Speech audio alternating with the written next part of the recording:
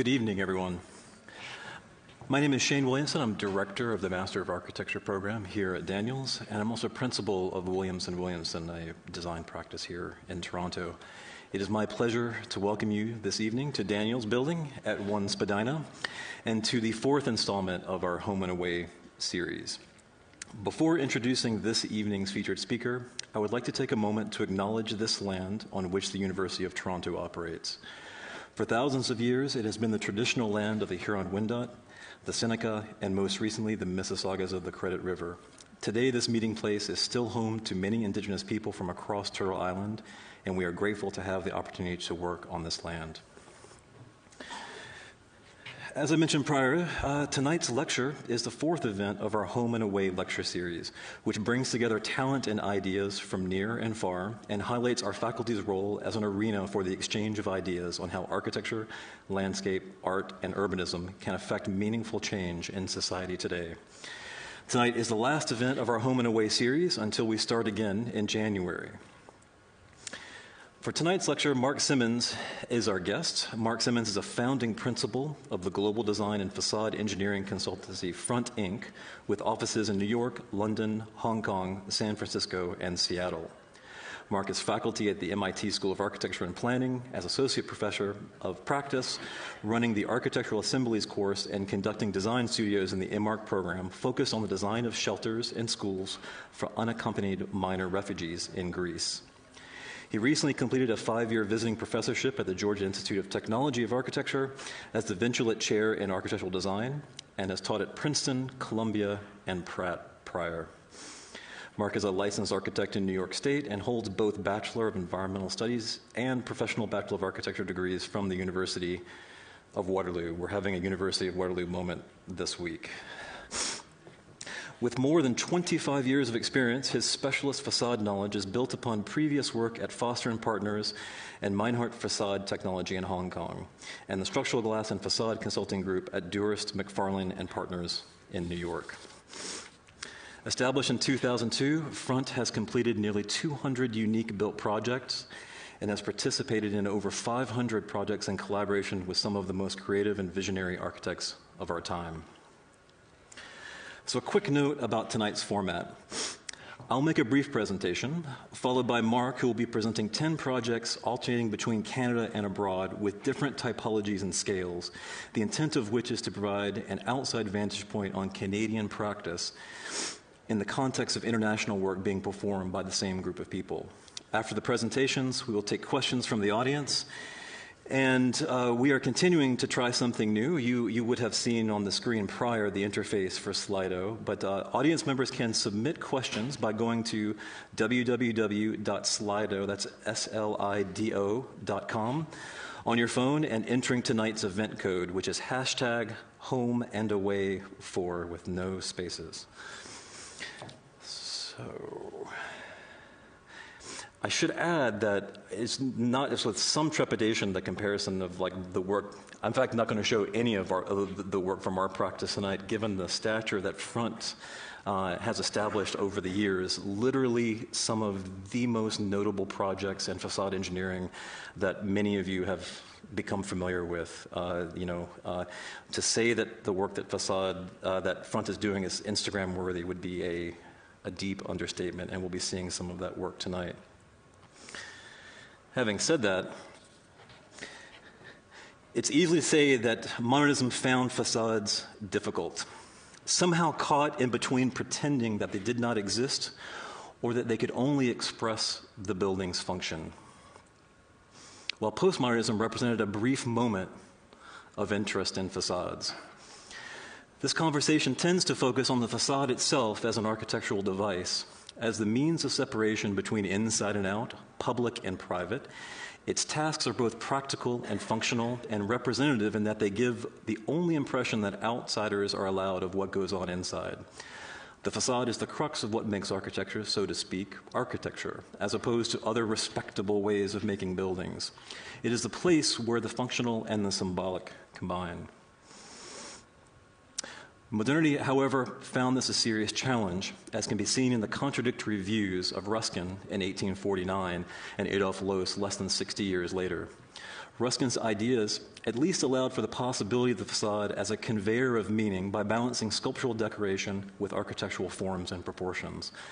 But Loos challenged the whole concept of decoration in his Ornamental Crime, the facade becoming a meaningless divider between different types of spaces. It was Gottfried Semper that put forth the notion that through the craft of weaving and textiles, making techniques, the facade could be a conveyor of ideas.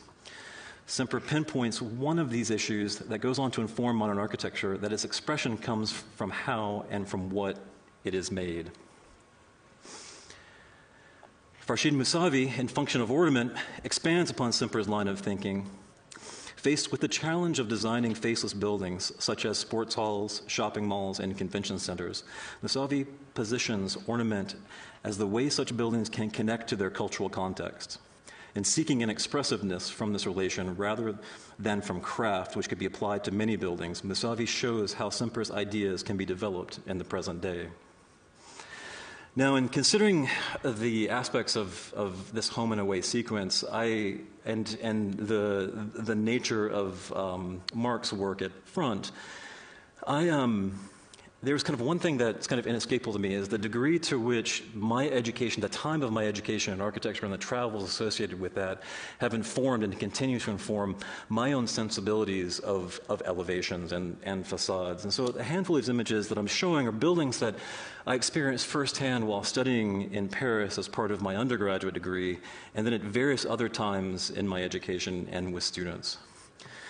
So the first building, the Arab Institute, that Jean Nouvel had only recently completed, was a fascinating example of a performative facade, a facade that could mediate between the outside and the inside through literal apertures and mechanical devices. Now, I don't know for how long this facade actually worked, because it was already broken by the time that I had seen it. And this kind of instilled in me like a continuing feeling that moving parts in buildings are always a problem. And I've loved the image on the right continuously. It's as if the person sitting at the table with the one aperture that's more open than the others to get more light, when in fact this facade is receiving the same amount of light, all told. Also in Paris, the Maison de Verre, an extraordinary example of a project in an interstitial context in the urban fabric of Paris, and one in which we also see this possibility of mediation of a facade that in fact presents very different readings between day and night, but also presented not so much a model of facade as failure, but of recognizing the shortcomings of the envelope within and with these glass blocks. The detail, you really can't see it on the left-hand side, but the condensation channels on the inside of the Maison de Verre were really fascinating to me, that it was a building that recognized that there were going to be aspects, environmental aspects and performance aspects, that were acknowledged in a really intensely detailed building. I at this time was traveling quite a bit, and took a great interest in the work of Herzog and de Meuron, as many people had. And the signal boxes that we see in Basel presented this notion of a double facade, with the premise in this case of a building acting as a Faraday cage and protecting the internal equipment, while speaking in a fairly enigmatic and opaque character to the city. Simultaneously, and I'm mentioning this perspective of kind of the positioning within both our school and thinking as a student, is that my interests were engaged in aspects of computation fabrication. And it was at this time that we were seeing many examples of and looking at precedents that would relate to primary and secondary, tertiary systems between volume and skin.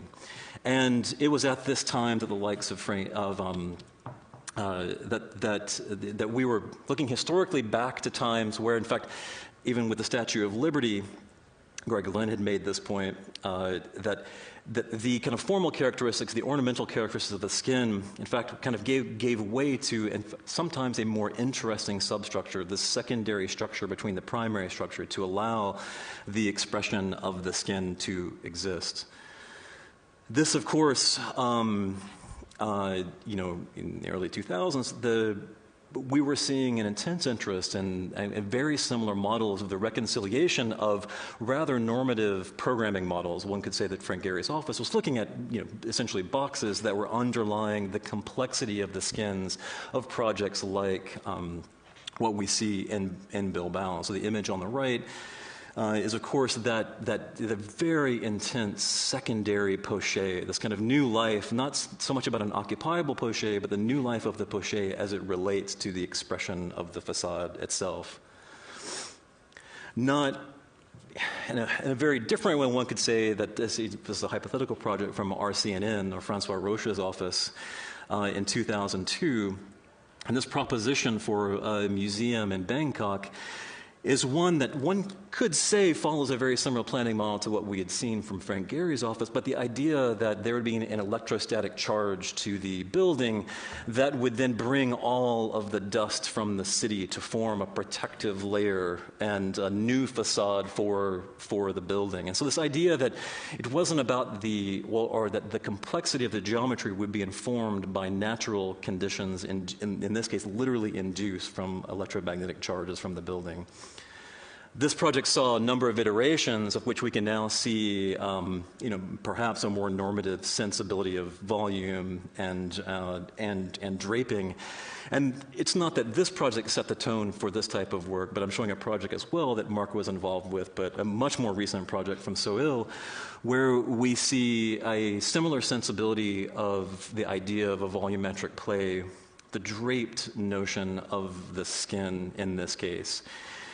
Now, when I think, although, I'm going to go to the next project, clearly I feel like in my time in architecture, one of the most formative projects respective of what could define the possibility of envelope design in architecture was the Seattle Library by OMA. And it was in this project that we see the freedom of the planimetric expression of the volumes, and then a very tight envelope that reconciles the differences between the geometry and volumes, which in this case eliminates the secondary structure, all of the poché. The envelope itself becomes structural, and it becomes part of the volume and the experience. So, what's different about this, of course, is that it's this vestigial space in between the volume and the skin, which becomes the defining character of the project itself, and likely one of the more iconic projects of our time.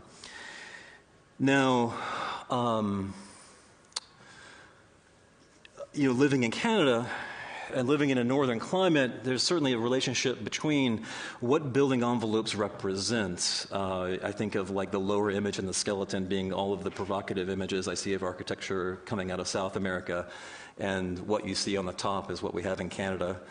So between the skeleton and all of the fat, somehow there is architecture. And it was at this point that I was likely going to make a very smarmy statement around the development of architecture, particularly of our towers in Toronto, with the thermal bridging and all of the unnecessary balconies which seem to be predicated within our current state of building. But in doing so, when I was researching thermal bridging, I found these very interesting images of heat sinks which are derived algorithmically and through additive processes which more efficiently dissipate heat. And so rather than making a disparaging statement about architecture and the state of architecture in Toronto today and tall buildings, it would somehow be very interesting to kind of understand that if we were to have all of these balconies, that they could only be as interesting as the generative models that we see here with the heat sink. We have seen a tremendous amount of interest in respective of the performance of buildings as it relates to computation and performance analysis. And this is an area that I believe is going to be the forefront of our own research here at the faculty moving forward. And I'm showing a project here. These are from students in Barcelona from the Institute for Advanced Architecture. And it's a curious project, largely driven by a grasshopper interface, which has taken to the extreme the notion of passive strategies respective of volumetric play. So there are deep overhangs, and there are also the production of horizontal surfaces for these, so both providing shade and horizontal surfaces for the collection of sunlight. Now, with this last image, I should also say I've just finished watching Mr. Robot, and if any of you have seen this, you would know why I would be showing this image. But there we are seeing an increased interest, and in fact a mandate, for the decreased use of glass and openings in building facades. And so we're seeing, I think, we're at a very interesting time in architecture that's challenging. It's challenging us, respective of the possibility of solidity and the performance of the building, and questioning exactly what a facade can be moving forward. Having said that, I would now like to ask Marc to come to the stage, and Marc's going to give a much longer presentation, which we're prepared for. We're going to keep on time. And after his presentation, again, please, and during his presentation, please post questions on the Slido site, and I'll be joining Marc on stage after his presentation for a brief chat. Thanks.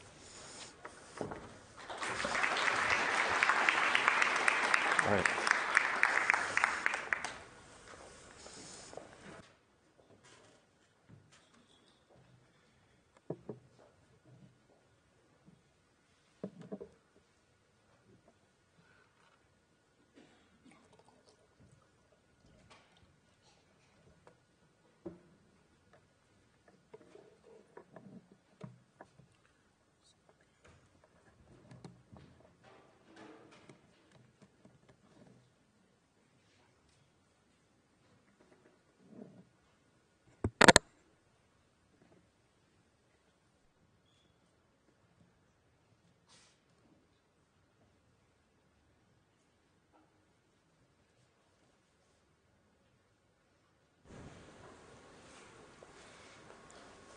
Hello? Wow, that works. Fantastic. I apologize in advance. I've got a bit of a parched throat, so I'll try and make it through clearly. These lights are bright. So thank you, Shane. Thank you to Dean Summer and the University of Toronto, Daniels School of Architecture, inviting me here this evening to join your Home and Away lecture series, which is quite interesting. Of course, home and away for me in this particular context is tricky because, of course, I was born in Ohio as a kind of like afterthought of my parents living down in Cincinnati. And unlike what Trump is trying to do right now, they said, you're born in America, you're American first, and you will always be American. And, of course, I left after 1 month. And I was raised entirely in Don Mills, Ontario, the most wonderfully culturally vacuous place in Toronto. It's basically like a tabula rasa, which means anything can happen in Don Mills, and anything has. And of course, then I went to Waterloo, and then I took 12 years to finish my degree because I had a very ambivalent relationship to education. Somebody told me, I told this story earlier, but a more senior student to me was observing my general behavior in my third semester at Waterloo and basically counseled me that there were way better places to party than Waterloo, Canada, if that is your goal. So if you're not here to work, why don't you do something else? So I left. And then I was passionate about architecture, actually, but I ended up traveling around the world, living in Europe for a while, and then better part of a decade in Asia, and then decided to come home close to my parents. And I believe one of Toronto's greatest kind of amenities is that it's only an hour flight from New York City. So I decided to move to New York with my newfound American citizenship, which I only exercised the right of when I was 30 years old. And so I'm a Canadian by culture, by DNA, by education, trying to understand, of course, for the last 20 years what it means to be a voting American, a tax-paying American in Brooklyn, New York, which is where I live. Along with me for this journey, I'll just call her out, my wife, Elaine Yao, is sitting over there with my two kids, Max and Madeline. Welcome. And Elaine is the also a Waterloo grad and the managing principal of Front. So thank you for being here. So on this question of home and away, 20 years in New York and 10 years in Asia has given me a highly international kind of external vantage point of Canada, which is a place I deeply love, and I have no weird, strange ambivalence or passive aggressiveness about it. I'm very clear, this is the best country on earth. But Brooklyn's pretty good. We like Brooklyn. And we come here at least 6 times a year to see family. So all that said, that's kind of like a personal way of setting up my professional vantage point on practice. And in New York, we built, almost by accident, a kind of, facade engineering discipline. It could have been something else. For a while, it was a contracting firm. We've done a little bit of original design work, but we don't really promote that. So this theme of home and away, I take it to heart, and I'm going to share with you, as I said, 10 projects. 3 of them are in Canada. We've actually done about 10 projects up here from coast to coast. And then the other 7 are international. One of them is designed by the late Bing Tom. So a little bit of Canadian content. So there are a lot of images. I'm going to start blasting through them. But I'm going to try and, instead of my typical kind of like MO of doing kind of miniature end-to-end case studies of why and the process and how it was executed, I'm going to try and drill down on just one very banal theme, which is dear to me, which is procurement.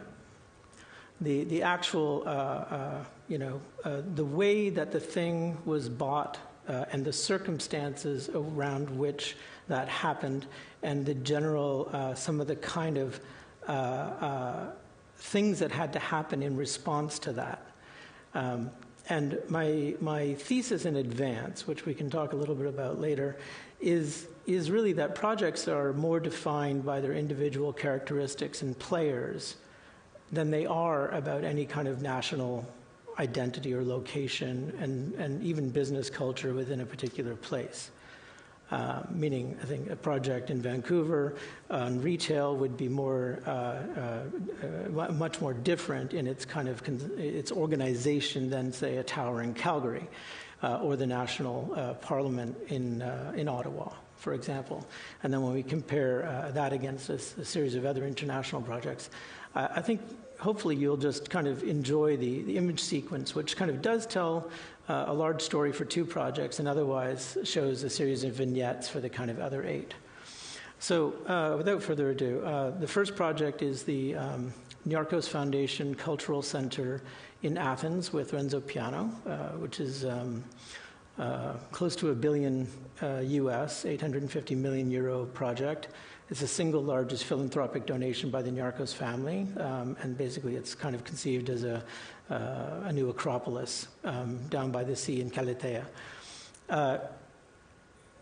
We're now on to like project number 8 with Renzo Piano, and I feel incredibly privileged to have worked with them. And they in some ways, they don't really need us. They're so capable as a firm, and so we just feel privileged that they like our way of working. They like us at the table as people who listen well, who can kind of try and interpret the idiom and the agenda of really a quite wide diversity of projects. So this project is the National Opera of Greece, and it's also the Greek National Library. It also includes a very large urban park, about the size of the Jardin de Luxembourg. It also includes this kind of public canal with exterior spaces, and also a gigantic roof garden to the building, covered by a 100 by 100 meter shade canopy, which of course is a fully covered photovoltaic energy canopy kicking out about 2.5 megawatts. Basically powers the entire building throughout the year, except for the opera lights, which are a slight surcharge. So what's interesting is, of course, this is one of the 3 Greek shipping companies basically donating back $1 billion to the city, to the country. And then, of course, it's on what terms? And this is right at the beginning of the The Greek financial crisis, followed soon after by the European migrant crisis, which exploded 2014, 2015. And this project, there's a huge amount of mistrust in terms of how does that gift happen? And to put it in really banal terms, the entire amount of money to build the project was asked by the city of Athens to be put into escrow, against which 35% VNT would be taken immediately, and the balance would be left there to build the project. And so we're starting with a very set of kind of political and economic set of constraints in terms of this gift. And people then, in terms of the procurement and the design of this, we cannot spend $1 more than that budget.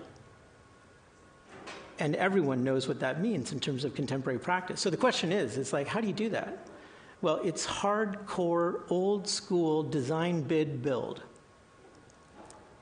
We are going to do a single GMP guaranteed schedule, guaranteed price, with a single gigantic general contractor with what we call, and you guys might know the expression, domestic subcontractors, without the right by the design team or the owner to novate the subcontractors or vet the subcontractors, right?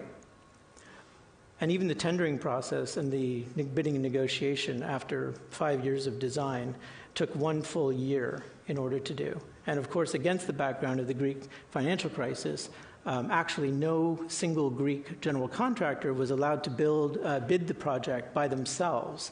They had to form a joint venture with an international or European contractor who had the muscle and the strength and the financial wherewithal to see the project through, because the foundation and the city did not want the GC to be a kind of like, a straw man propped up by this single project financially. So one aspect of the project that I'll just focus on in terms of this kind of narrative is the long span glass walls to the lobby of the opera and of the library.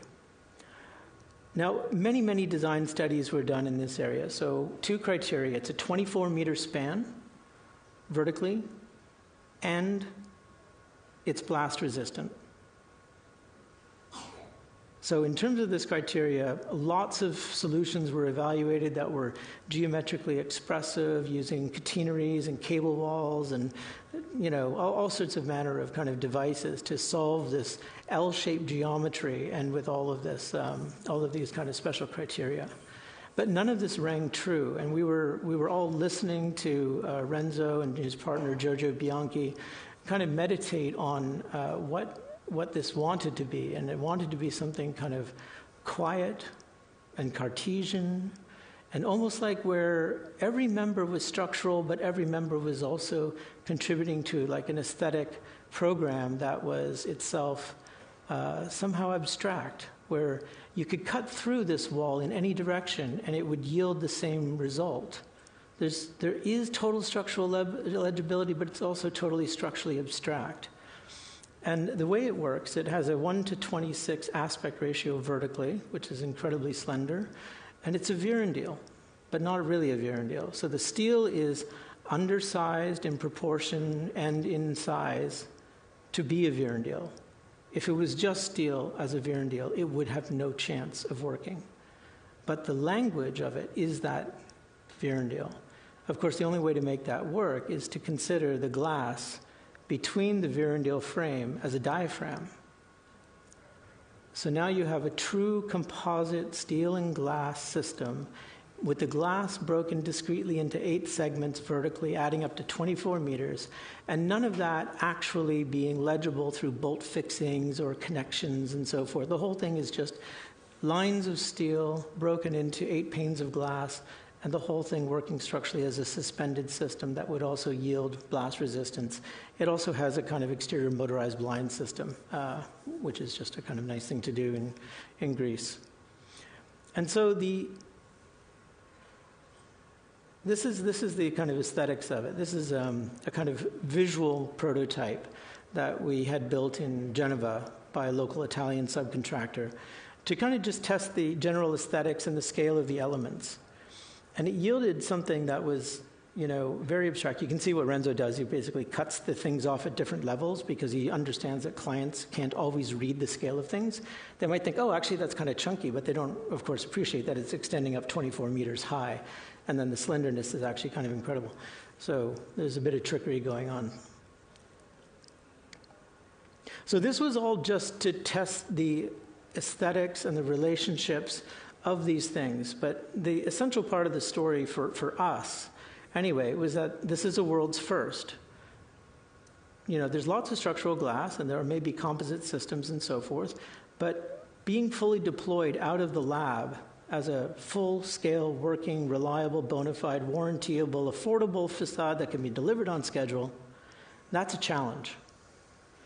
And so, in this context of design, bid, build, 100% hard bid CDs, we had no benefit of compensated pre-construction or design assist, as we love to call it these days, where we engage subcontractors early on in the process in order to do all these wonderful things for us that help us kind of build large-scale validation of trial assemblies and prototypes before we even have to commit to a GMP. So in this case, we didn't have that option. But we drew a line in the sand, and we told the foundation, and Pianos, of course, supported us in this point of view, is that there is no chance that we as a team are proceeding with this concept unless you, the client, fund at your risk the full technical validation of this solution before we bid it. And it's kind of like, the procurement exercise here is like having a level of clarity as to what it takes in this context to say, this is a requirement. You like it from the mock-up. You want to build it. But you can't tell us that we have to hard bid it at 100% CDs because we know what's going to happen. It's going to unravel. We're going to get pushback from all the subs. Everyone's going to say it doesn't work. It's never been built before. You can't validate this. We don't trust your computer models, whatever it is. And so we asked them, could we fund full-scale, 24-meter, vertical axis, structural load testing during the design development phase? And they did. And they did because we all said, we won't do it unless. And they understood it. They understood how serious we were about mitigating the risk. Not just the risk that it might not work, but the risk that commercially and schedule-wise it would completely unravel, it would taint everyone's reputations, it would delay the project, it would turn everything into a crisis if it didn't work. And so this is the kind of importance of all this kind of clarity about process and about the project delivery. And so one of the challenges doing that is, of course, we do rely on subcontractors for a level of contribution to the intelligence behind the systems. Even if we do a near prescriptive design, the contractors are still changing things. They're still, adjusting fittings or tolerances, things that actually materially affect the outcome, especially when we're dealing with load testing of composite glass and steel assemblies. So we bid it out to 3 contractors, Roschmann, Sealy, and Gardner in Germany. And in our request, we asked them to yield all IP. Anything that they contribute to it, they yield it and allow us to bid it.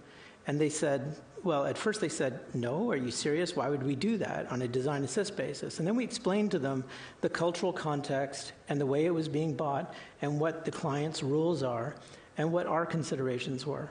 But then from a kind of a partnership, long-term relationship standpoint, all 3 subcontractors said yes.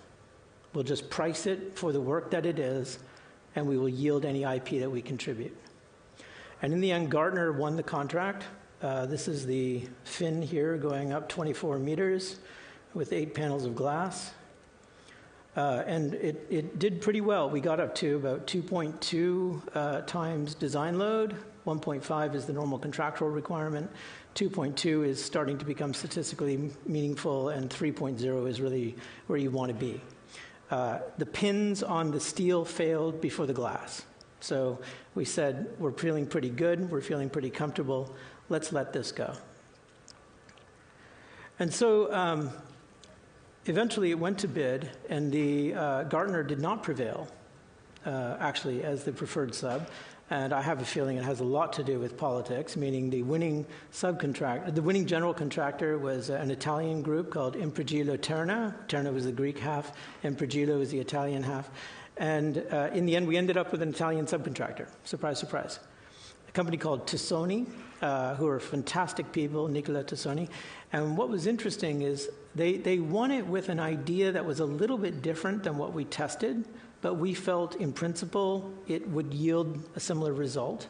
And then when we actually got into, well, first of all, it was successfully tendered and bought out, and we were extraordinarily happy. And we knew that we would get another retest with the final validated shop drawings and engineering. And that final design was yet again different and came out of the collaboration after we got past this kind of like gate. We had this kind of ongoing collaboration in the development where we actually wanted to use injected molded grout to create the load transfer between the edges of the glass and the steel. And ultimately, it bore out. We did a bunch of testing at one of the universities in Italy, and then we did full-scale structural testing. Now, some of these other images, these are some crazy aspects of the project. This is like the world's largest ferro-cement shell. You wouldn't believe the thickness of this entire shell you're looking at is only 3/4 of an inch thick. But credit to Expedition, the structural engineers for that one. We were involved in the integration of the photovoltaics. These are trial assemblies, non-technical mock-ups, but all actual materials built by Tassoni during our kind of shop drawing collaboration phase.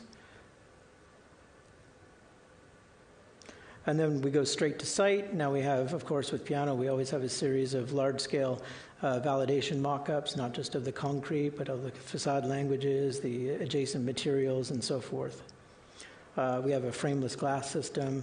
And then, bang, here's Tassoni's large-scale 24-meter second structural mock-up. And this one has 2 fins that we're load testing. We use hydraulic rams to basically impart the loads.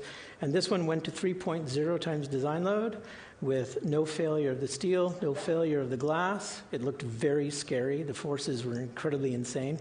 But over 24 meters high, we only had 220 millimeters of deflection, which means that the glass is taking such incredibly strong loads. It's pretty exciting. Anyway, here you can see, I think, our maximum deflection under suctions. I think you can sense the curvature in that.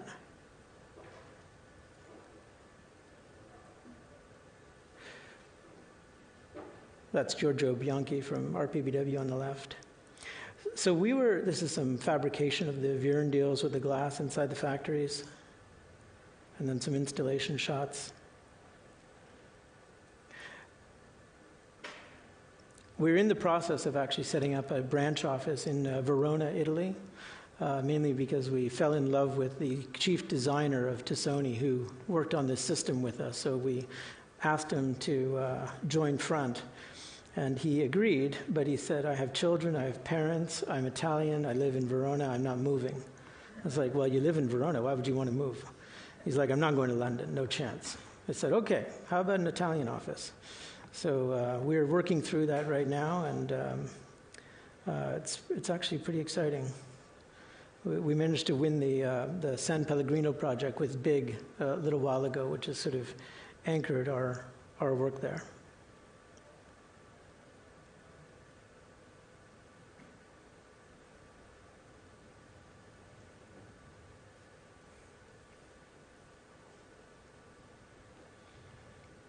So for 2016, the building was awarded the top cultural project in the world award by many European award cycles.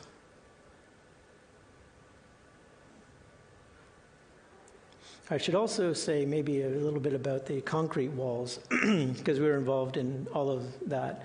The building is built like a thermos. It has a conventional concrete beam and column structure, and the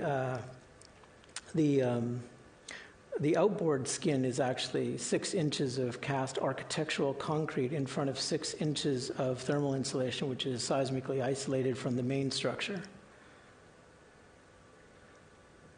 And we site cast the exterior architectural concrete to 30 feet wide, up to 135 feet tall, with no actual control joints. It's actually all a kind of continuous pour. There are reveals and so forth.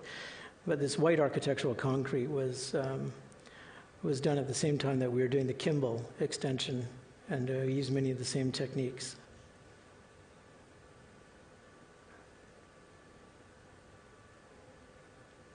So the next project that I'm going to show, as soon as I get through this sequence for you, is the West Block. So the Canadian Parliament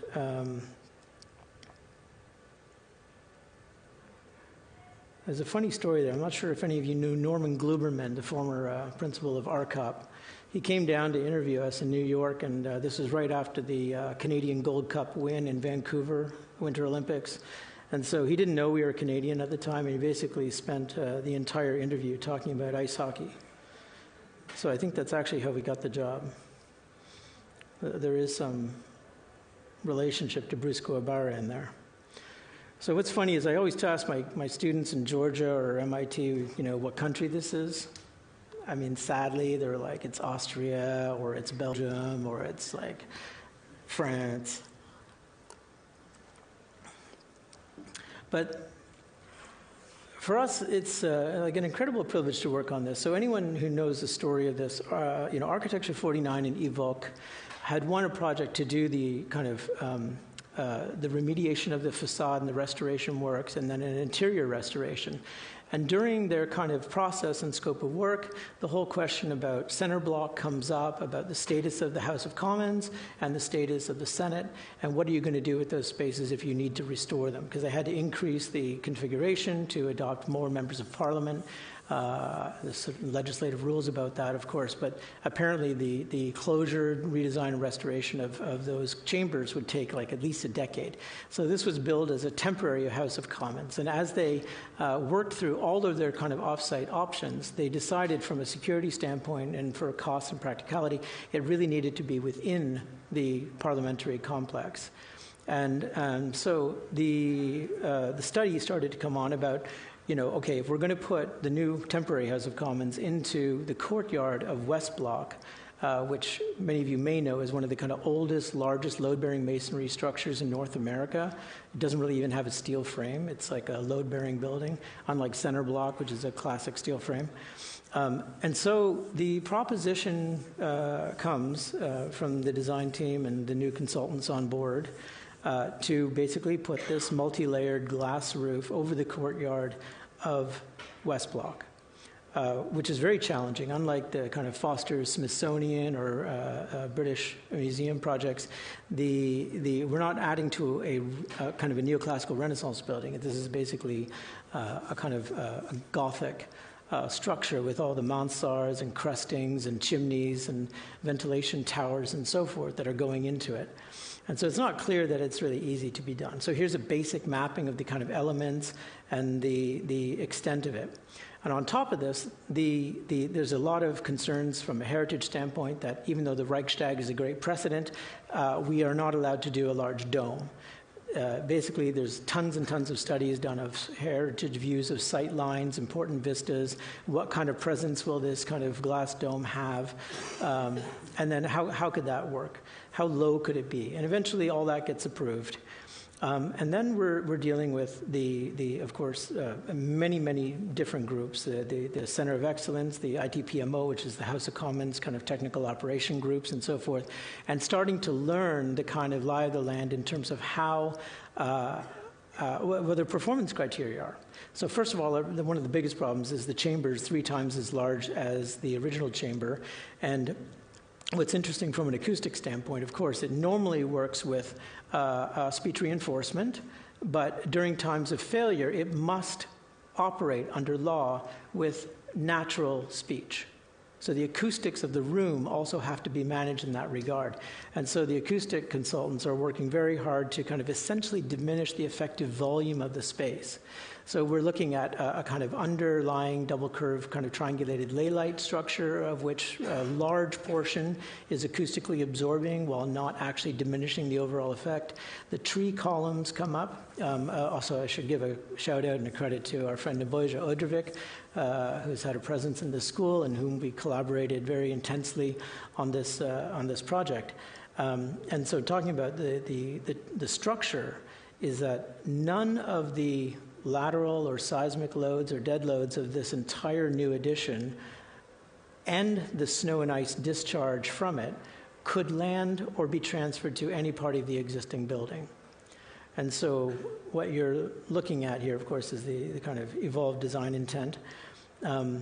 But here's the section. So all of this gets kind of excavated down for new mechanical and electrical, committee room supports, and then one level above ground, we have the actual built-in kind of chamber, which then supports the new structure and its foundations going all the way down. And it's not a grid shell. It's a grid shell in the sense that it's an arch structure that resolves its forces at the edge. It's actually a cantilevered truss structure. It actually floats above and has plus or minus 75 millimeters of deviation and direction. It can twist, it can flap up and down, it can move everywhere. And of course, it goes without saying, it's blast resistant, as are the clerestories.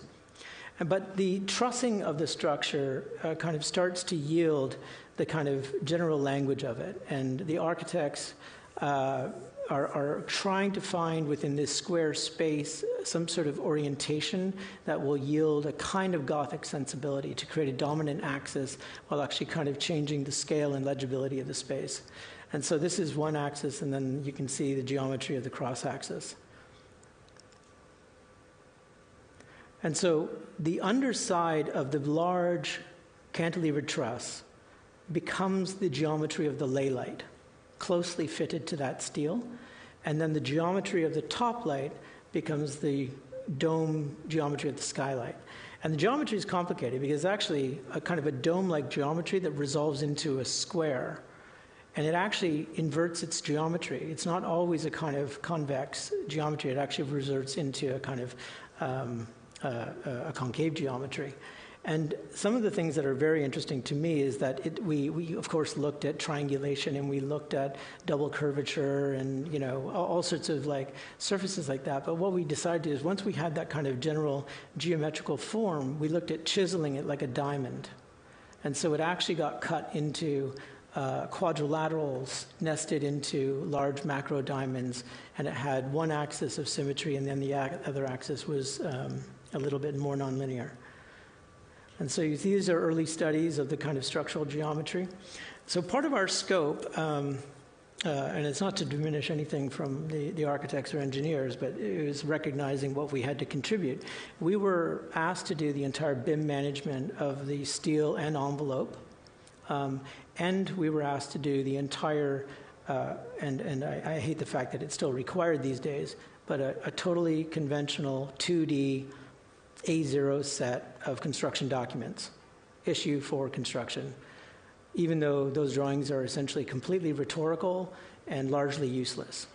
No one actually uses them. Of course, immediately after the bidding process, we were asked by the subcontractors for all the digital model, of course, for convenience, et cetera, et cetera, et cetera. But we did do a tremendous level of detail verification. And everything, all the structure here is engineered by Odrovic's practice.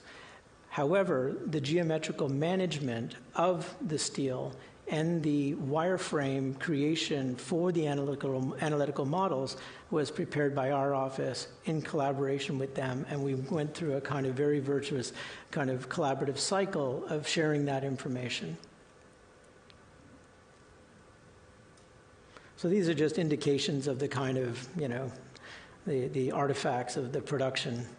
Everything, of course, is scripted, and there's this kind of, crazy. We got nodes up here which have 11 to 13 elements coming into them, and how you organize this. And of course, what should be clear is that the steel up top should be very conventional because it's non-architectural. It's ghosted, and you can kind of feel it in the shadows and so forth, but you don't actually see the real steel. Whereas all the tree columns coming down below, that's all hyper-architectural steel.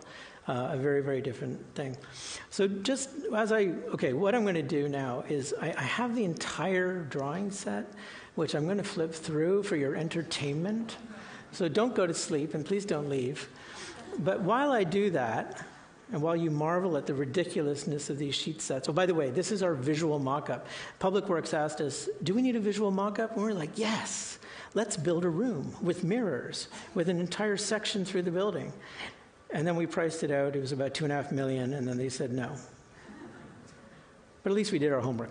This is the first sheet of this CD package. So you can see it's basically perspectival exploded axo, of course, generated from the BIM drawings. Everything's basically grasshopper derived down into 2D from the BIM model. So we didn't actually have to really draw half this stuff. It's basically, it's hard work, but it's also auto-generated. Anyway, so back to the procurement question. This is the only project I've ever worked on that had a commissioned peer review to adjudicate on the appropriate form of procurement. Now, we worked with PCL, who were great. We worked with Ellis Dawn, who are great. We all know these relationships can be tricky. But I remind you, this project started, and hopefully nothing I'm saying is true hearsay, but the project started as a repointing job and an interior renovation job. It was not conceived at the time between everyone's contracts that they would have some sort of state-of-the-art, complex geometry, multi-tiered, operable glass roof system that was blast resistant. They just did not see that coming. It evolved organically through the process. Contracts were never updated. And so, eventually, and in our contract, it's super clear that this is performance-based design. Even if it's design, bid, build at 100% construction documents, we are still delegating the final design engineering means and methods to the specialized subcontractor who will build this job. Of course, the general contractor had no design responsibility. And it took a while between Public Works and PCL and Architecture 49 and Evoque, and all the consultant teams, including structural engineers and facade consultants and MEP, that somehow there would be significant components of assigned design to subcontractors held under the general contractor. And so before contracts would be adjusted and accommodations made, and by the way, this is like every unfolded panel on the project, and this is every single project listed in Excel and dumped into a rhetorical 2D drawing to say, yes, we do know what we're doing, and don't mess with us. We know how many panels there are and how big they are. And RJC were hired to do a peer review independently as to whether this should be procured on a performance-based design and specification, and whether the documents prepared were suitable for that. And bless their soul, they came out and said, this is the best set of bid documents we've ever seen for a performance-based design. We're like, are you looking to get on the job?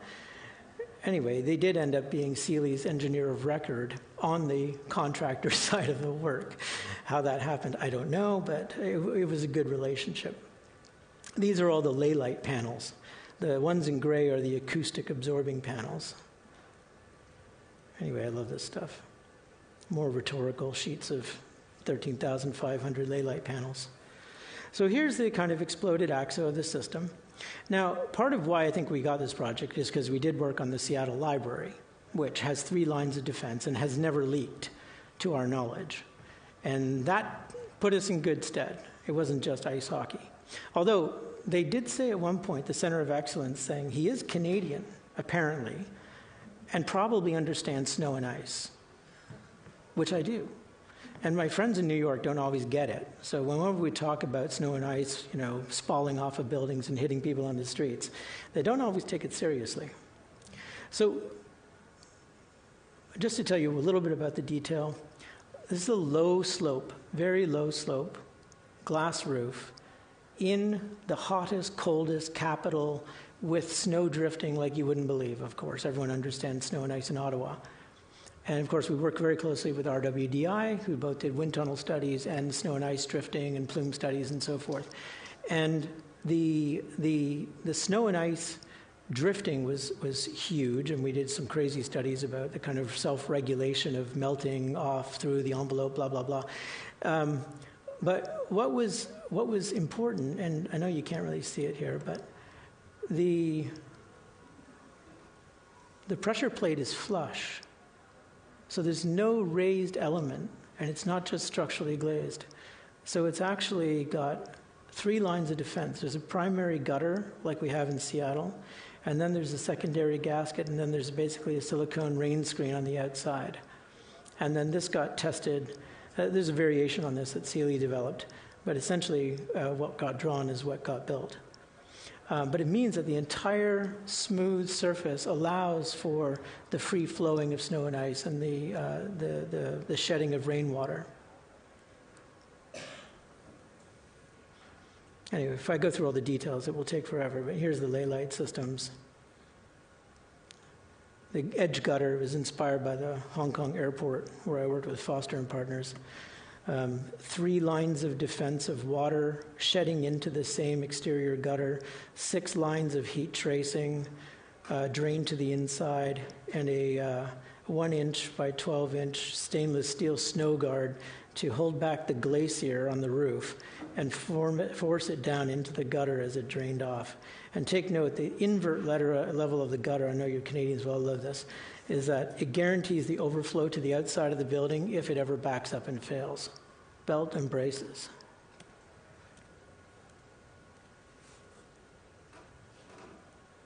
And then we have a series of interior motorized louvers between the ley light and the skylight. And this all comes from the fact that the House of Commons is also mandated to operate like a broadcast studio. So the cameras are basically covering everything. You must have public access 24/7, 365 days a year to whatever's happening in the chamber. And you need to, the cameras need to be able to adapt. So if there's a cloud going overhead or the sun passes in front of the Laurier Tower, that cannot create a kind of moment of contrast where the cameras can't react.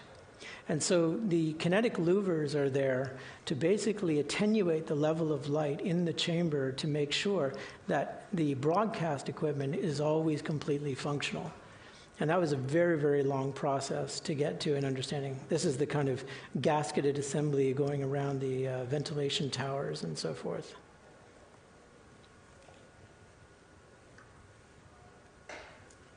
So here's the excavation area of center block.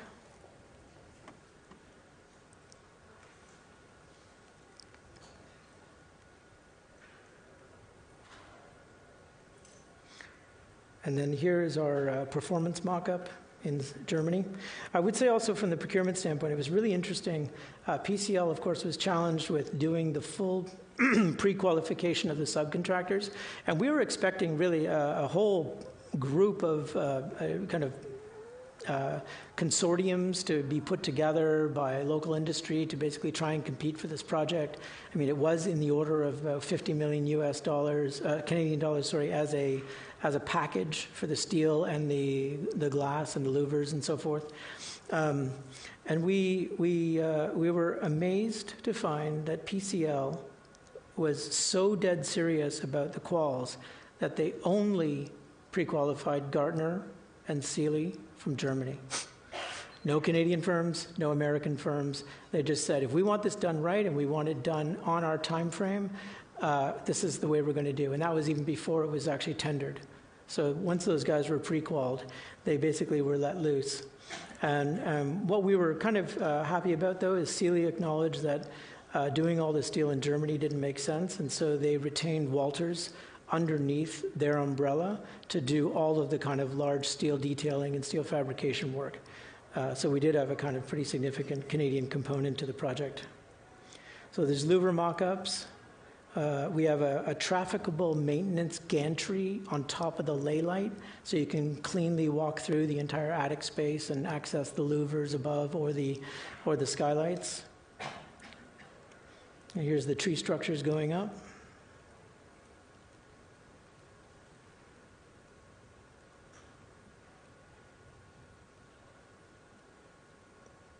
You'll see this wonderful device that Sealy deployed. It's basically a tensioned net, allows them to walk over anywhere on the roof. And as they put the glass in, they cut the net away, and then they begin to retract it. But they can basically walk on any part that's actually still open, and then they walk on the glass afterwards.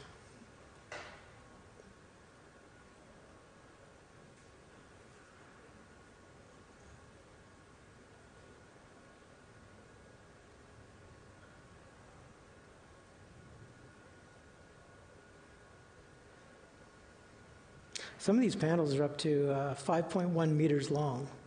They're quite large, and they're all triple glazed with laminated outboard glass, laminated inboard glass, and an intermediate light. So 5 lights of glass, up to 5 meters long on a diamond grid. But at least no curved glass, it's all faceted. So we're getting close. I was speaking with somebody, James Bridger at Architecture 49 on Tuesday, and he was telling me that we're about 1 month from handing over the project. So here's a look at the underside of the louvers under the glass with the maintenance walkway, with all the triangulated steel trusses coming through. And then down inside the chamber, of course, all of this material up here and all of this is all acoustic absorbing panels that are built into the geometry of the steel.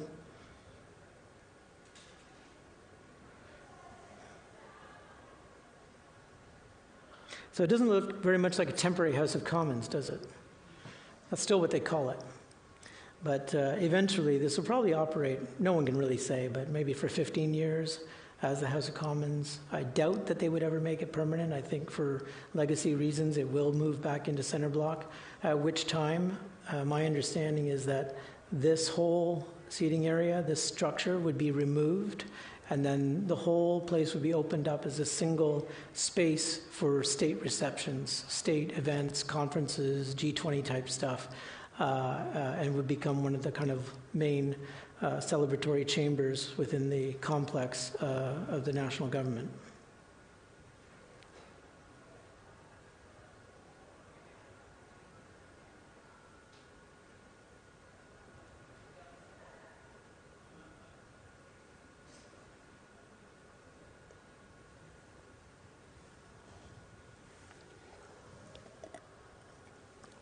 And that's that.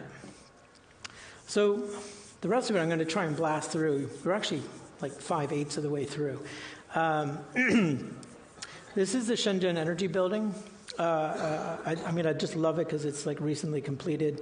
These are the kind of like renderings. For us, this was an interesting project because I've known Bjarke since basically 2000, working on the Seattle Library project before he even started Plot and or Big.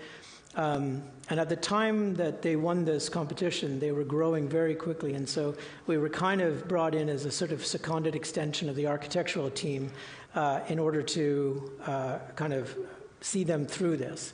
And in China, you know, most major curtain walls are procured at design development.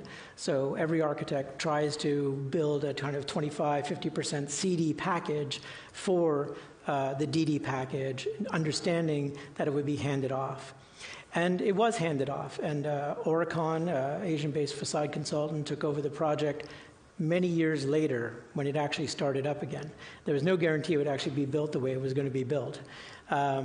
So the project, what was interesting right at the point when it went on hold was that the Chinese government implemented a kind of energy SWAT team, which started going around and doing audits of major projects that were in design and to see whether they're actually compliant with energy code. And most of them were not.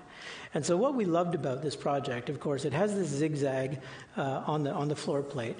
And all of the panel that faces south and west is solid, opaque, zero solar heat gain. And all the glass is facing north and east. And even in the glass, we have a spandrel. So even the building is only about 30% window-to-wall ratio for what has become now a pretty iconic project. The annualized insulation, the heat gain throughout the year, was so far down that the SWAT team were like, this is the first project to pass in spades from an energy standpoint. And of course, we designed it all as a unitized curtain wall, and I love these drawings. They're kind of like sacred geometry.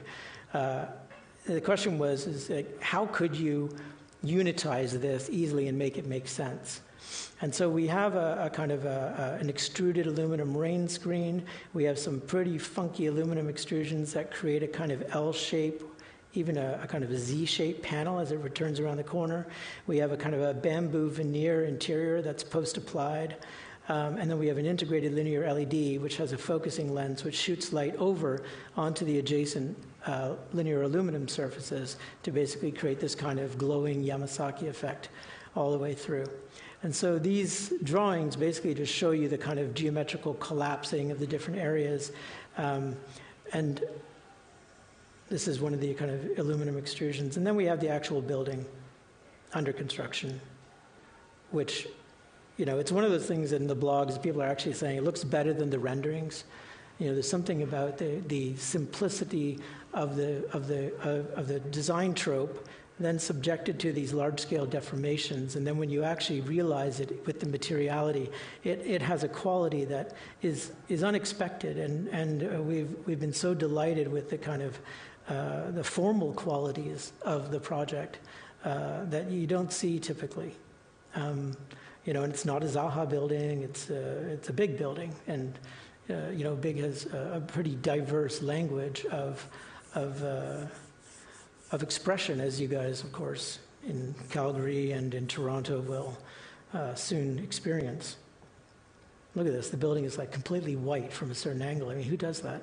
It's hard to believe it's actually built and defensible, but it's amazing. I love it. So, also in Asia, and no apologies for the formalism, this is Zaha's, rest in peace, Morpheus Hotel in Macau. And what's cool about this building is a true exoskeleton building. 2 cores, true exoskeleton, nothing in between except the curtain wall.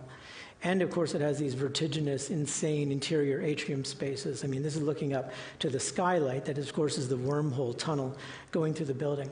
So from a procurement standpoint, this is a project where we worked on the design team for a while with Zaha, trying to figure out how this could possibly be done.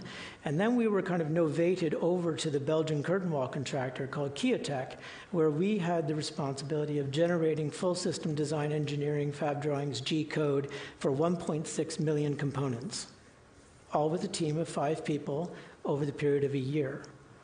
And now this is basically a tale about the letting loose of digital power, of rule-based design and automation on the side where you own the system design, you own the surface design and geometry, you own the coordination with the primary steel, and you can go. You can actually distill the entire logics of every part of it is that you're making, and you can generate like 2D check drawings, automation. Like these drawings here, they're all automated. Everything basically is derived from a script. And of course, this is all completely rhetorical BIM porn, because none of those expressions are actually kind of meaningful. They're basically derived from us as screenshots to entertain folks like you. And then this is Elephant. Elephant is an in-house series of Rhino grasshopper tools that we've created by ourselves. We graciously share it with you all for free. It's on Food for Rhino. You can use it. And what it does, basically, it turns the McNeil environment essentially into a hyper BIM platform, where basically you're building up your BIM model and your attribution of properties and data from scratch based on industrial design. So it doesn't have the cumbersome environment like CATIA, and it's got way more horsepower than Revit in terms of customization. And if you're interested, there's a 3-hour webinar hosted by McNeil on this project on how all of this actually gets done. But it is a game changer. We're almost kind of guilty of being able to enable such kind of insane formal expressions now economically. And we know there's like no shortage of, sort of BIM rationalization and all sorts of stuff going on. But, we are walking the walk in terms of actually enabling it. And we're doing an awful lot of projects now where we do this level of contractor side design work. You can't do it all on the owner side because there's no use to it. You really have to switch sides. Or do it as with one of the next projects. One thing we're particularly proud of here is that the level of execution and tolerances in the components and the joinery with all these double curved, single curved components is incredibly fine. I mean, this is a kind of a level of accuracy that you just simply don't see on too many complex geometry projects. So this is Brookfield Place, Calgary. Curtain wall is done by Oldcastle. Lobbies are done by Sealy. The roof crown is done by Walters. Ellis Don is the construction manager. Now, we've done actually a lot of work with Brookfield. So this is like a Canadian company, one of the biggest kind of investors, landowners in New York City. We're on our sixth project. The first one was the adaptive reuse of 5 Manhattan West with Rex, which was an absolute design assist project. So complex from a means and method standpoint.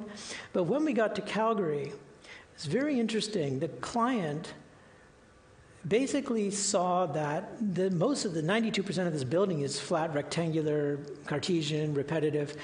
Why do we need to pay early on for design assist and commit and yield some of our competitive leverage to have that? Could we not do old school design bid build? And so it was an interesting discussion between Dialogue, who is the executive architect, Arnie Fender-Castellitis, who is the design architect, Brookfield, Ellis Don, everyone was basically saying, could we hold back to 100% CDs? And then we said yes. However, the defining aspect of this building is that while 92% of it is standardized, 8% is all variable conical geometries on the corners of the buildings.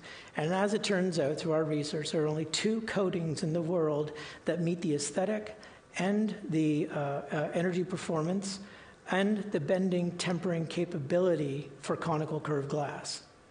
Now that becomes the governing criteria, and Brookfield's like, whoa, that's not a lot of competition. But we said, look, there's at least 6 companies in the world that can do this conical curved glass.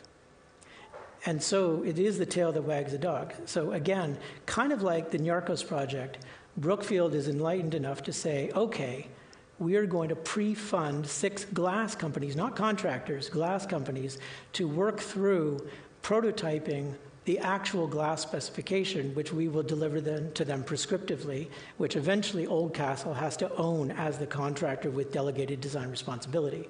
But it's this kind of pre-verification and post-assignment that becomes the key to mitigate this risk. And so all these companies make this for us, and then we go around the world, we choose the glass companies that we want, we novate those glass companies to the bidding contractors, those marriages happen, and they form an integrated team. So here's one of our kind of conical corner unitized curtain wall panels, our performance prototypes.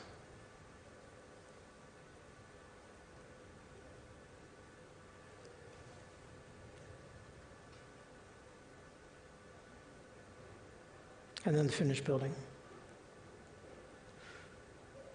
They managed to lease it 72% ahead of time, which is pretty impressive. So this is essentially the tail that wags the dog. It's that slice going up every corner of the building. But they're very elegant.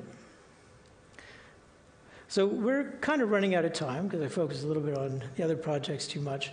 But perhaps I'll just flip you through the sequence while I make some closing remarks. So the most interesting thing about Amazon Spheres was that this team decided that it shall be design assist. It is going to be a design assist project. And we had Enclose, Gardner, and Sealy bid it. Enclose won the job and came on at the very beginning of the project, end of design development. So we had a 12-month construction document phase. But what was interesting is Amazon, in their kind of Amazon way, was asking, like, what level of checking is the consultant team doing for the contractor's work? And MBBJ, to their reasonable credit, said, well, we don't have the capability to check their work or their digital model. And then they looked to us and to Magnus and Klemenczyk, with whom we were partnered to do the structure and envelope for this project. And they said, well, we can't easily check the contractor's engineer's work, but what we can do is we can do a parallel analysis. And so we were commissioned as a separate contract to work in parallel with the contractor to do a dual design. And our task was to do a more detailed design engineering to model the interactions between the primary structure and the envelope while satisfying the 105 load conditions that the city of Seattle imposed upon the project. And importantly, taking on the means and methods and panelization preferences of the contractor, meaning we're not driving, we were basically modeling, but through our kind of automation skills, we built this kind of 200,000 element analysis model, which every 2 weeks we would provide a report of all the non-compliant elements in the contractor's design until such time as the two models completely agreed. And then we went through the performance mock-up, which you've just seen, to the final project, which was then delivered on schedule. So again, from this kind of corporate performance culture, this was a client requirement about accountability in the face of conventional practice. So UC Davis, I'll just tell you, this is so ill after Kukje, an amazing project. And the way this was done, this is a builder-led design-build institutional project. Whiting Turner led the bid, GMP, here's the design from Soil and Bolin Sawinski Jackson, and here's the schedule, and we'll deliver it to you, guaranteed. And in that context, us, which have a few more diverse capabilities than your typical building physics consultant, Whiting Turner was interested in what we could bring to the party. And we said, well, if you want to maximize your value, single source turnkey facade contractors don't provide a lot of transparency or value in terms of how you actually can drill down into the forensics of what is driving cost. And so we said, okay, well, we'll do a prescriptive design and we will help you source it around the world. It ended up getting fabricated in China. And one of the key things, because we had access to all the information, was that the finishing costs were too high. And so we switched to a marine-grade, unfinished aluminum that could allow us to do all of this custom cutting and milling and yield this kind of incredible expression, also where the louvers themselves are self-structured and are not actually not requiring a secondary steel structure because of their Toblerone geometry. Okay, so almost last, I'm being asked to wrap up now. Holt Renfrew in Vancouver. And I wanted to get to this also because of your slide for Maison de Verre, because this was like Jansen Goldstein riffing off Maison de Verre. And I think it's a bit anachronistic personally, but the essence of why they did this was because Vancouver and probably Toronto had extreme limitations on wattage consumption for lighting due to environmental legislation. And Holt Renfrew decided to put the entire lighting budget to the interior, which kind of makes sense. And so there was no exterior lighting to the facade. And they were very interested in trying to borrow ambient light, either from the sky or from street lights, from cars and so forth, to create a kind of specularity on the envelope that would then become synonymous with the brand itself. And so we actually, from a procurement standpoint, we said, well, we think we know what we're going to do here, which is laminated, slumped, resin-laminated frameless glass. And so we did all our finite element modeling to figure out how everything would work. And then we had to choose a partner.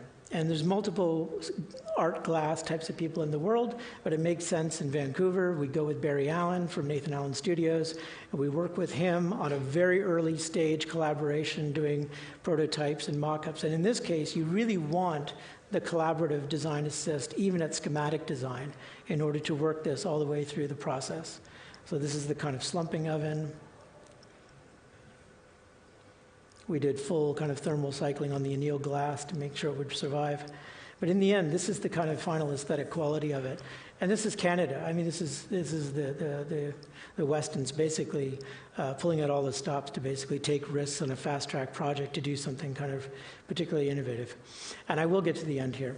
This is, again, Bing Tom's Shichu Opera in Hong Kong, which is after lots of value engineering began to look like this. So the system was very simple. It was basically a unitized panel. Again, part of we learned from the Menedy Shrem Art Museum about the qualities of marine grade aluminum. And so we wanted to skin this with marine grade, and then all of these louvers are actually extruded marine grade aluminum that is bead blasted after the fact, and then post-applied onto these pre-located anchors. And this was actually the kind of hyper-value engineered version of the design. These are all the anchors back in the system. You can see here a frame being built with a cross purlins with the pre-located anchor locations. And then here's some early versions of the CNC cut extruded marine grade aluminum. And then here's our visual mock-up to kind of test the assembly, the building under construction. And you can see now this very simple panelization system with pre-indexed anchors with the kind of top-down installation of the actual sails.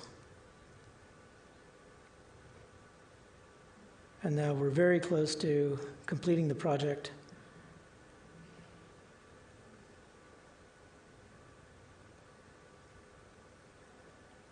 And with this, 2050 M Street. I'm not going to show that. I'm going to stop on Bing Tom. Thank you very much.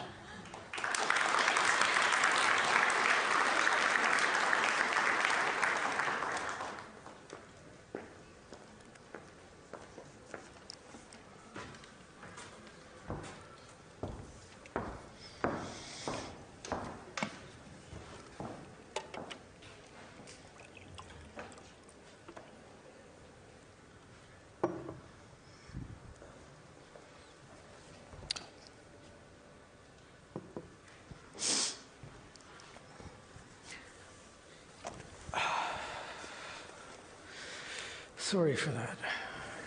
Okay. Fantastic. Fantastic to see work in detail. I must add it's a great juxtaposition to many talks which we have in the faculty, which don't get into issues of procurement, for example, which I knew that was going to be the focus of your talk tonight. So our time is a little short, so I'm gonna bring together a few of the questions that have been put forward and into one of my own as well. So there's a question about you asking to explain what design assist is, but I'm going to add to that and say, can you speak a little bit to the space between design intent, the conceptual underpinnings of a project, and procurement, and over time, and your understanding of that space? I think it's clearly design assist is a part of this. But when one thinks of design intent one considers issues of rationalization, for example, in very complex systems, and the degree to which that becomes a driving scenario, the rationalization, versus design intent, which might resist notions of rationalization. Well, there's a lot there. I'm trying to make this brief. So,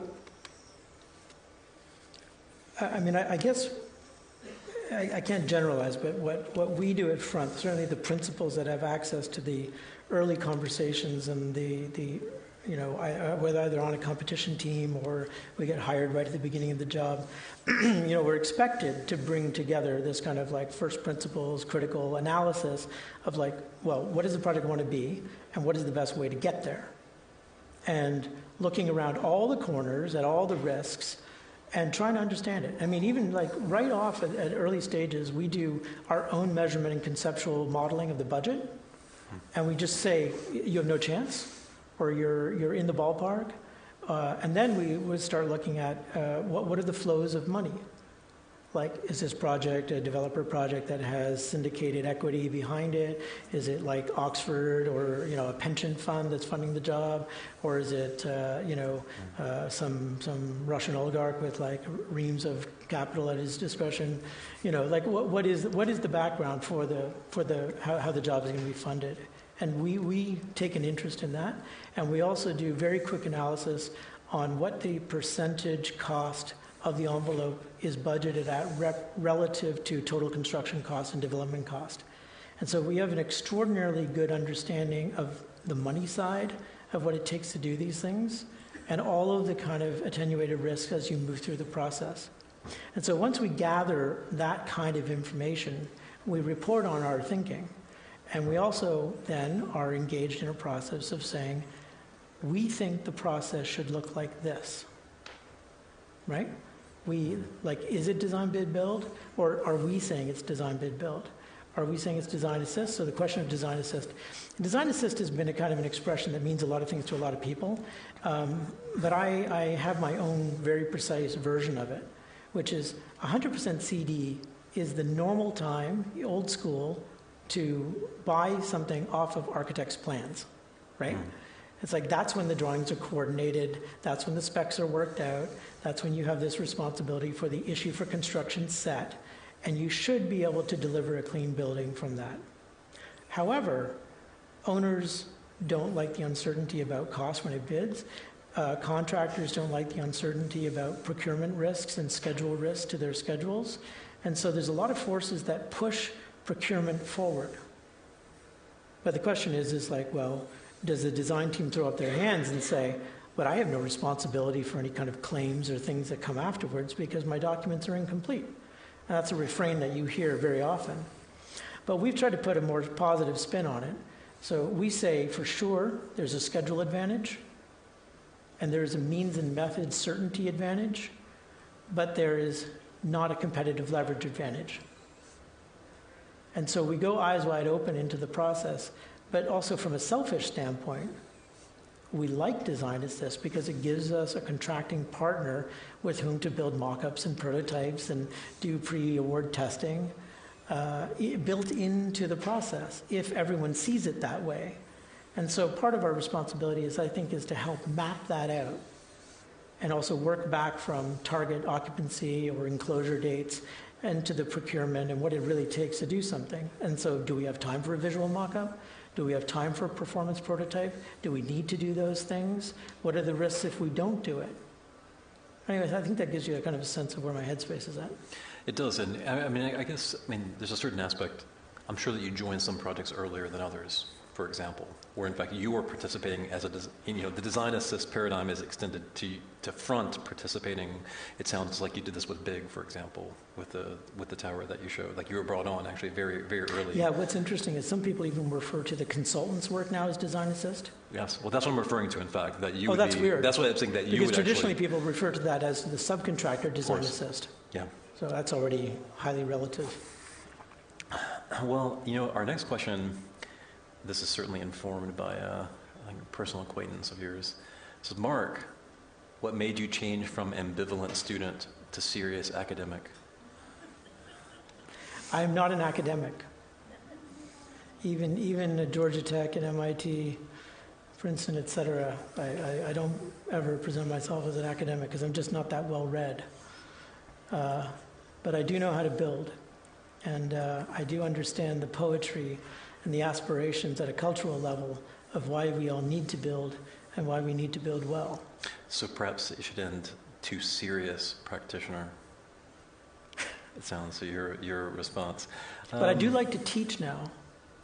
That's just because I know that the practice has carved out a kind of unique capability to enable projects to be the best that they can be. And I think that kind of method, that kind of process or first principles critical thinking for projects should be shared with students. Of course. So there's a question, this is one that I would expect to see a question, one of the most recent ones says, can you speak a little bit about insulation? So for example, the Holt-Renfrew wall, the R value of the Holt-Renfrew wall. Like what are you bound by respective of performance and some really extraordinary facades? Well, Holt-Renfrew is mostly spandrel and it's R25. It's impressive. And so there's a limited area of actually transparent glazing that's not insulated, which they basically finagled the code. But it's not bad. But whole Renfrew gave birth to Vaco, with Rex, which was an insulated glass panel, which had all sorts of kind of associated complexities to it. And so we've actually been amping up the kind of combination of curved glass, slump glass with high performance insulation. Well, if glass can be considered high performance. So maybe, and this is for our last question to kind of keep us on time. The initial question is, how did you initially get involved with Renzo Piano? I'd like to change that a little bit and say, how did actually Front come into existence? From your practice prior and your involvement, what was Front's first project? And then how did it lead to the likes of someone like Renzo Piano bringing you on board? Well, there is a kind of trajectory there from Foster and Partners. I spent 3 years with them in Hong Kong working on the airport, and 1 year of that was on site. And that got me seriously kind of introduced to the role of the subcontractor and specialist knowledge within the trades in the industry. And we were also, Arup was our consultant for almost everything, structure and MEP and other things like that. And they were educating the younger architects at Foster also about the role of engineering and that relationship to the subcontractors and general contractor as well. So I actually became very interested in specialty systems and envelopes at Foster's, even though I was actually spending most of my time doing MEP coordination. And it was actually Elaine's idea that maybe this specialty discipline of facade engineering that was, it wasn't emerging, but it was taking a form that had been evolved really by folks like Peter Rice at Arup and RFR earlier, that kind of trailblazed the way. And so there was an Australian facade engineering company, Meinhardt, that was establishing itself in Hong Kong. And so I joined them for 3 years. We ended up building 17 projects.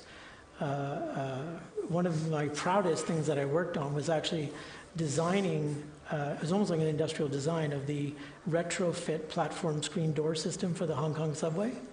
15 linear kilometers of doors, $220 million US contract. Still the biggest envelope thing I've ever worked on. But I really liked that. And then when we moved to New York, I met Tim McFarlane, who I'd admired as a kind of genius for eons, as the kind of progenitor, even back in the 70s, of early work structural glass. And he invited me to join a facade team in New York, and I just took it. And that was 3 years later. And then I was ready to go out on my own. And so then we were in New York, 2002. It seemed like a good time for Front to happen. And when we did, though, I just have to say, it wasn't obvious that New York was the right place to set up a business. But we didn't overthink it, and we did find the community supportive. Like through Tim McFarlane, I had exposure to Jamie Carpenter, working on some of his amazing projects, and he was such an inspiration. And when we started, Jamie was supportive. Bob Silman, who's also passed, supported us. And there was almost like this community in New York on the kind of engineering and specialty side that if your heart's in the right place and you're here to do good work, you're going to help raise everyone. And we benefited from that. And our very first actual contract commission was REM on CCTV. 2 months into it, we had an interview with Rem. We were called over. He insulted us for an hour. No, seriously, he was on really bad behavior. But he was showing off. He had this amazing journalist, Naomi Shibata from A+U, who was doing a week in the life of Rem and shadowing all of his meetings. And so he just tore into us and told us we were horrible. And then we left. And then 2 weeks later, they said, come to Rotterdam. So we rented an apartment in Rotterdam before we had an office in New York.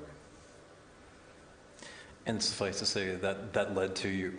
I imagine there's probably more than 200 projects now. Your website indicates 200 projects. Built, yeah. Which is very impressive. Marc. Thank you. Thank you very much. Everyone, thank you for joining us tonight. We will be initiating this series in January.